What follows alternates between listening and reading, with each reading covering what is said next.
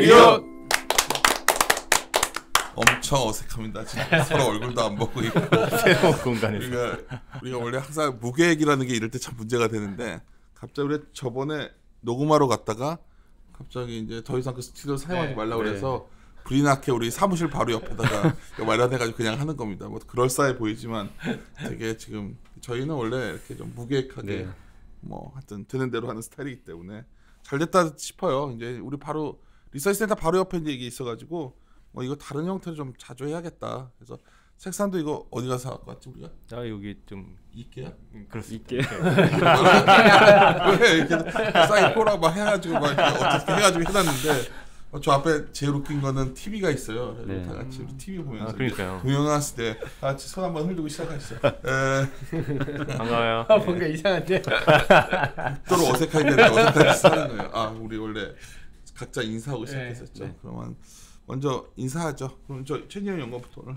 안녕하십니까. 이베스트에서 중국이랑 원자재를 맡고 있는 최진영입니다.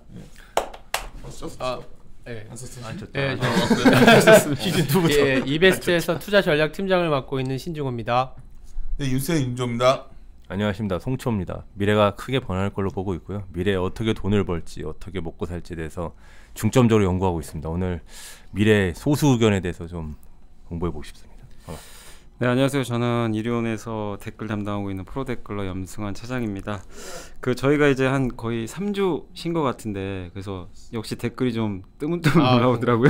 댓글이 달리긴 달려요? 네, 달리긴 달립니다. 근데 이제 그때 좀 뭐 많은 분들이 그래도 얘기해 주셨던 게 18, 20회에 이제 전략팀에서 오셔가지고 2019년도 투자 아이디어 방송을 했잖아요. 근데 거기에 댓글이 좀 많이 달렸는데 진짜 너무 좀 암울한 상황이었지만 방송 전망처럼 좀 올해 좀 그게 맞기를 좀 기대한다. 그런 좀 의견들이 좀 많으셔서 올해 좀 그렇게 좀 시장이 흘러갔으면 하는 바람입니다. 근데 꼭 이제는 우리가 이제 원래 팟캐로 이리온을 그때 시작을 했었죠. 그리고 이제 다양하게 유튜브를 하는 이유는 저희는 그래요. 그러니까 좀 많은 사람들이 있는 곳에 가서 하자. 뭐 별뜻 없습니다. 그래서 유튜브에 사람들을 많이 본다니까 가서 하는 거고 거기에 시장에 대해서도 매주 나가고 거의 모닝 미팅 때 저희 바빠서 그렇지 옆에 있으니까 이제는 뭐 필요한 내용이 있으면 바로 올리고 합니다. 그래서 좀 자주 관심 가지시면 그래도 뭐 저희가 세련되진 않았지만 투박하지만 진솔한 대화 느끼지 않을까 싶고요.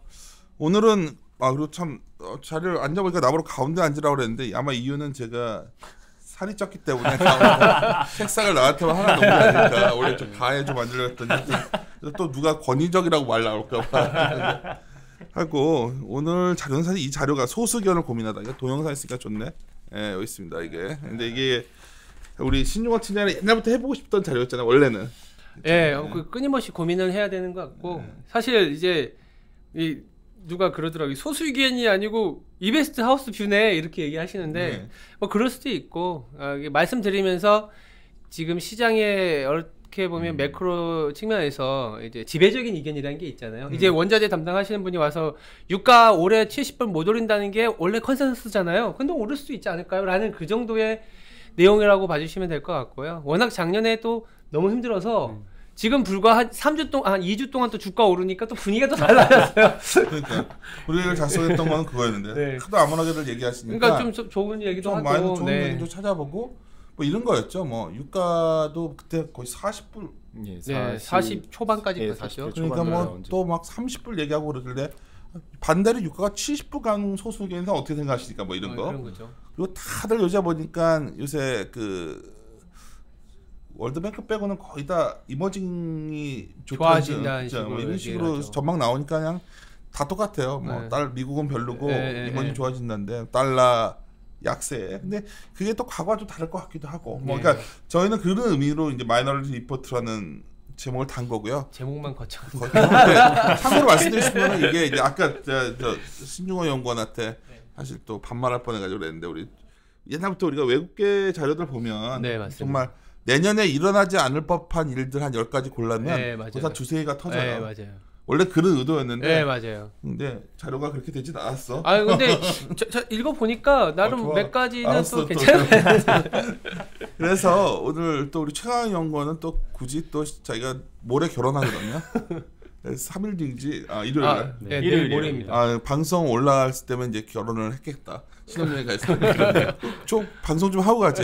결혼 준비해야 됩니다. 그리고 가버렸어요. 지금 그래가지고 저희 이제 4분이서 할 거고. 네. 그래서 너무 사족이 많네. 그래서 이제 첫 시간은 우리 저희 최지현 연구원이 세미나 가야 된다고 빨리 끝내달라고 그래가지고 그냥 저 먼저 하시고 그 다음에 그냥 저기 염동찬 연구원 하고 그 다음에 두 개 하는 걸로. 그럼 최지현 연구 시작하시죠. 네. 예. 뭐가 소수 의견이야, 그치? 일단은 유가에 있어서 다수의 의견은 딱 밴드가 정해져 있습니다. 얼마요? WTI 기준으로 하단이 50불, 상단이 70불. 사실 이거는 제 견해이기도 했었지만은 대부분 하우스도 그렇고 외사들도 그렇고 약간 좀 그렇게 많이들 바라보는 것 같아요. 일단 요 최근에 또 외사 리포트들도 나오는 거 보면은 대부분 유가 전망치를 다 하향 조정했거든요. 그러니까 그러면서 밴드 자체도 많이들 내려놨고요. 그렇게 해서 봤을 때 일단 전반적으로 컨센서스가 올해 유가 그렇게 많이 강하지 못하다. 이게 좀 컨센서스. 올라봐야 60대 중반에서 내지는 70대 못 뚫을 거다. 네. 사실 저희 뷰도 그렇긴 합니다. 그렇죠.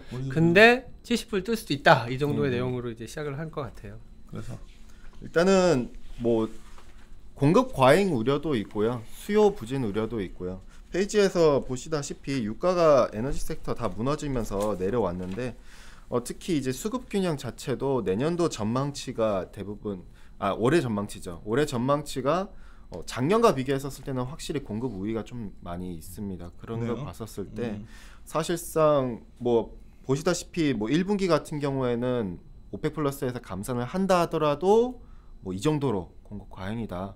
이렇게도 바라보고. 근데 1분기는 굉장히 수요가 약한데 공급은 좋으니까. 뭐 1분기는 사실 미국 같은 경우에는 그렇게 수요가 그렇게 좋은 구간은 아니고요. 미국이 수요가 좋은 구간은 드라이빙 시즌이기 때문에 그렇고 사실상 1분기가 전반적으로 이렇게 돼 있고 중요한 거는 이제 3분기 때 또 미국이 공급을 갖다가 많이 하니까 3분기 때부터 이제 퍼미안 지역의 파이프라인이 가동이 되니 4분기 때 또 공급이 더 많이 늘어날 거다. 이런 것 때문에 딱 유가가 이런 것 같아요. 상고하저 이런 식으로 해서 상단 막혀 있고 하단 막혀 있고 딱 이런 식으로. 컨선이. 예. 그게 이제 지배적인 의견인 거죠. 예. 네. 뭐 사실 저도 그렇고 그렇지만 유가가 뭐 여기서 더 빠질 수도 없다 이런 것도 또 지배적인 의견이 왜냐면은 미국의 셰일오일의 BEP가 좀 어느 정도 47에서 51불 요 정도 수준이기 때문에 여기서 현재 유가가 올라왔는데 합리적인 적정 유가가 50에서 내지는 65불 그 사이다 이런 식으로들 많이 봐서요. 그렇기 때문에 그러면은 유가가 내년도에 많이 올라가지 못할까? 저는 근데 두 가지 측면에서 조금 올라갈 거라고 보고요. 첫 번째로는 일단 오펙 플러스가 작년에도 감산을 갖다 했었는데 사실 작년에 감산을 되게 과도하게 했었거든요. 그러면은 이번에도 욕심을 갖다가 부리지 않을까? 이번에도 과욕을 부리지 않을까? 그렇게 생각해서 한편으로는 또다시 얘네들이 수급 균형을 갖다가 좀 많이 좀 오버하게 해가지고 유가를 갖다가 좀 더 끌어올릴 거라 보고요.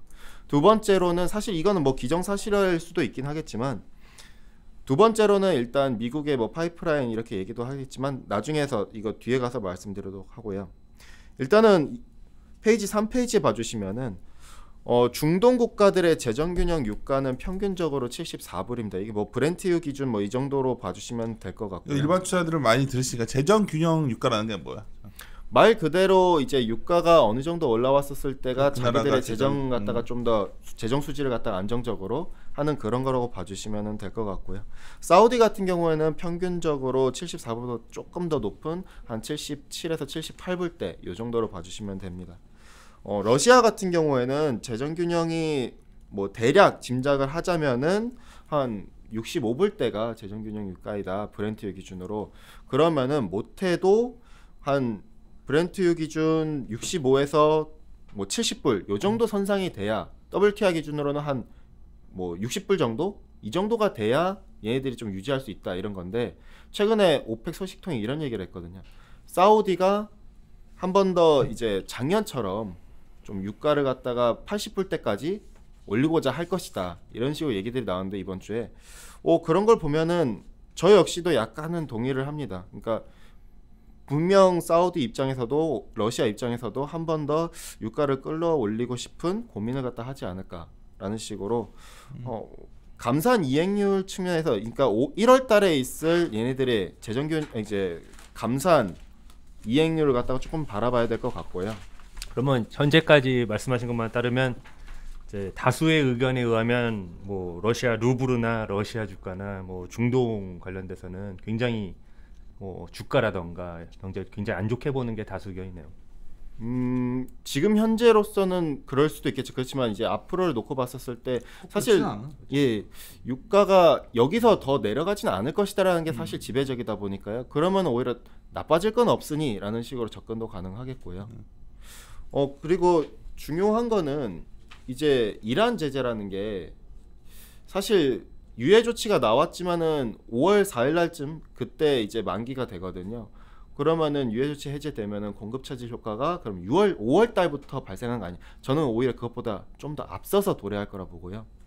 그 이유가 아시다시피 유해 대부분 국가들이 뭐 중국을 제외한다 하더라도 친미 성향의 국가들입니다. 미국의 우방들이죠. 한국도 그렇고 일본도 그렇고 물론 인도도 그렇고요.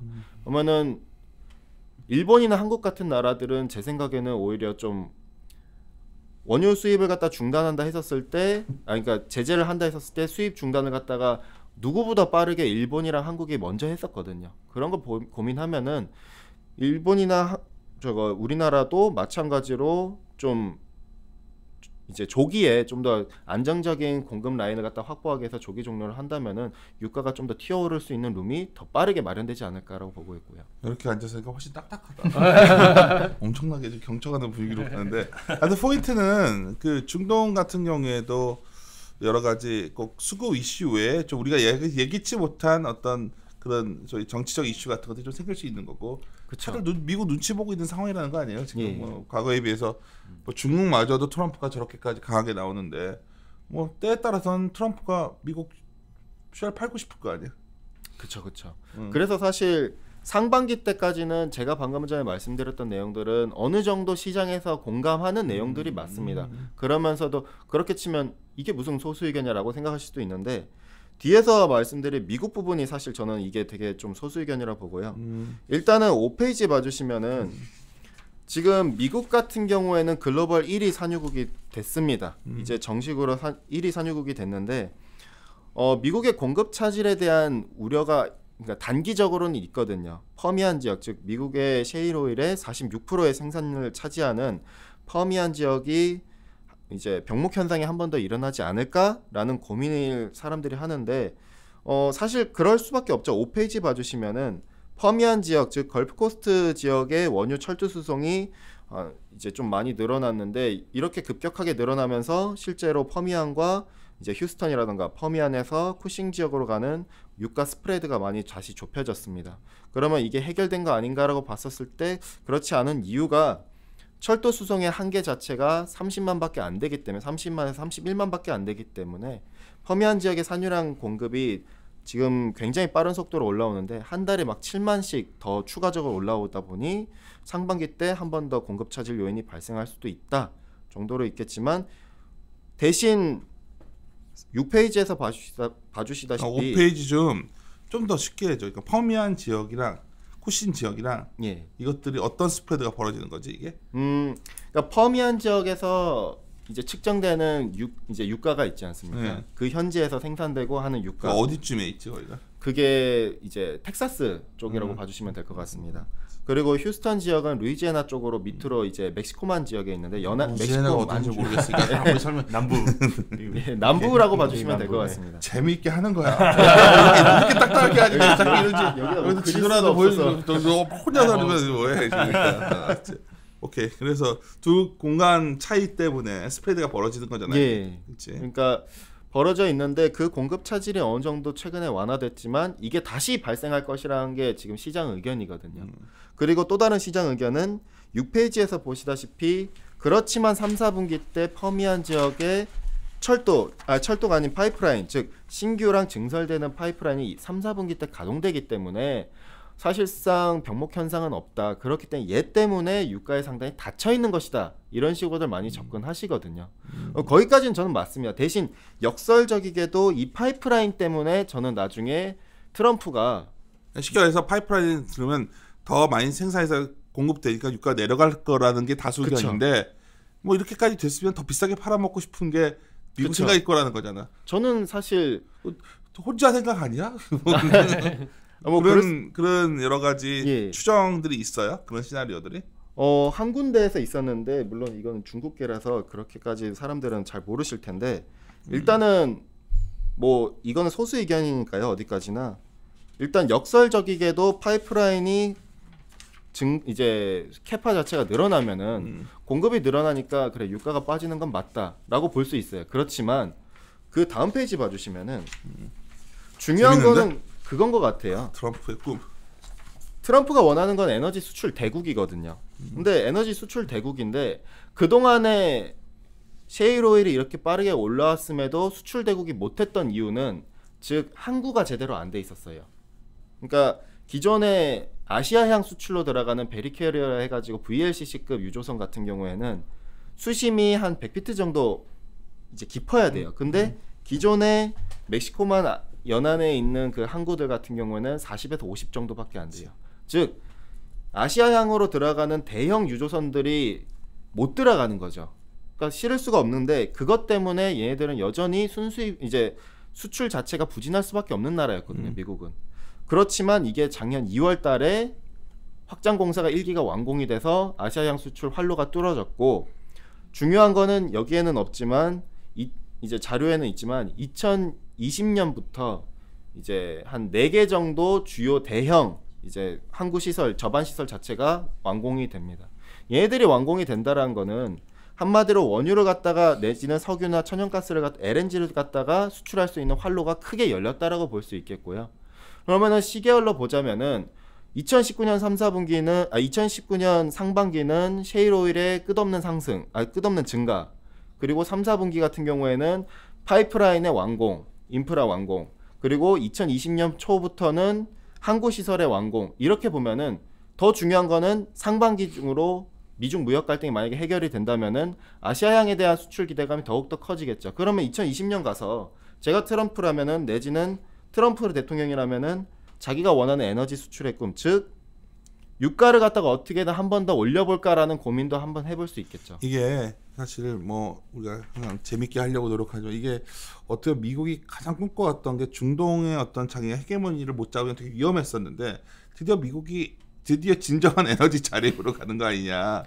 그래서 중국한테 이거 팔아먹는 거 아니야?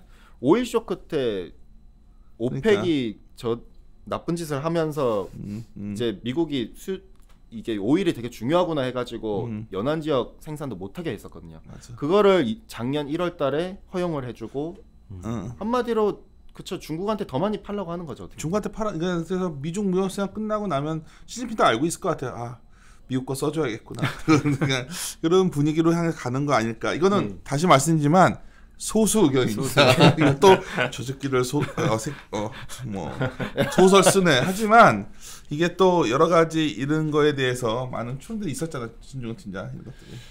그렇죠. 이제 유가 그러니까 어쨌든 이럴 가능성이 아예 배제되는 건 아니니까. 어차피 유가라는 것도 아까 재정 유가가 뭐냐면 제품이잖아요. 우리가 반도체가 잘 팔리고 피가 빠지지 말아야 되는데 유가 오일이 잘 팔리면 사실은 수입이 많아지고 그럼 미국 입장에서 최대 수출품이 이제 오일이 되게 되면 이게 빠지는 것보다는 좀 일정 수준 이상의 그러다 보니까 미국은 할 수 있는 소위 말하는 무기가 많거든요. 뭐 이란을 좀 이렇게 할 수도 있고 그런 정도의 시나리오가 있을 수도 있다라는 생각을 갖고 정치적으로 근데 이게 이란에 대한 또 하나 우리가 더 스타디를 스타디를 리서치를 해야 되는 분야가 뭐냐면 만약 미국이 이런 식의 어떤 에너지 어떤 정책을 가져가면 사실 우리가 그 기업 부분의 섹터들도 많이 변할 것 같아. 그렇죠. 그게 이제 다를 것 같아. 그렇죠. 옛날에 케미칼 인더스트리 그래서 나중에 이제 좀 이걸 얘기를 해보고 싶었던 주제인데 이건 뭐 주제 추후로 미루고 제가 항구 시설을 넣어놨었네요. 8페이지에 있네. 예.